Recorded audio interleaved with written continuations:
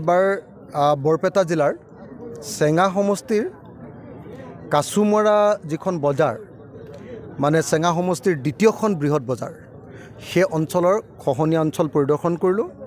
মোৰ জীৱনত যিবিলাক আটাইতকৈ ডাঙৰ খহনীয়া অঞ্চল দেখিছোঁ তাৰ ভিতৰত কাছুমৰা বজাৰৰ খহনীয়াটো এটা ডাঙৰ খহনীয়া।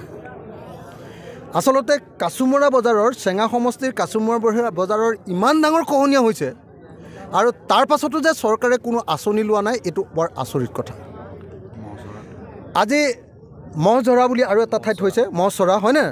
মহচৰাত আকৌ খহনীয়া হৈছে, স্কুল গৈছে, মছজিদ গৈছে, কাছুমৰাৰ গোটেই বজাৰখন গৈ আছে।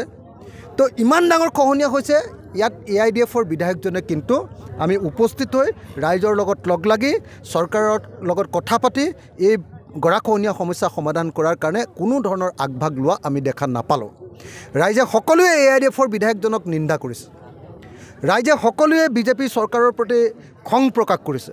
সেইকাৰণে মই অসমৰ মুখ্যমন্ত্ৰী ডাঙৰীয়াক এই মুহূৰ্তত চেঙা সমষ্টিত থাকি মুখ্যমন্ত্ৰী ডাঙৰীয়াক আহ্বান জনাইছোঁ যে অতি সোনকালে চেঙা সমষ্টিৰ কাছুমৰা অঞ্চলকে ধৰি মহচৰা অঞ্চলকে ধৰি ব্ৰহ্মপুত্ৰ নদীৰ যি বিশাল আৰু ভয়ংকৰ খহনীয়া সেই খহনীয়া সমস্যাৰ সমাধান কৰিবৰ কাৰণে ষ্টেট প্ৰায়ৰিটি ৰাজ্যিক ভিত্তিত অগ্ৰাধিকাৰ এক আঁচনি গ্ৰহণ কৰি এই অঞ্চলৰ ৰাইজক বচাবৰ কাৰণে ব্যৱস্থা ল'ব লাগে।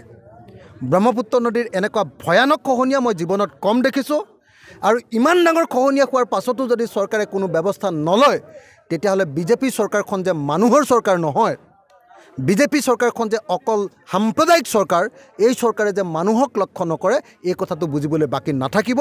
গতিকে মই চেঙা সমষ্টিৰ এই গৰাখহনীয়া সমস্যাৰ স্থায়ী সমাধান কৰিবৰ কাৰণে অসমৰ মুখ্যমন্ত্ৰী আৰু অসমৰ জলসম্পদ মন্ত্ৰীক অচিৰেই এই অঞ্চল ভ্ৰমণ কৰি সমস্যা সমাধান কৰিবৰ কাৰণে দাবী উত্থাপন কৰিলোঁ। যিকোনো খবৰৰ বাবে যোগাযোগ কৰক আমাৰ এই নম্বৰত 7099017330 আৰু 7099017110।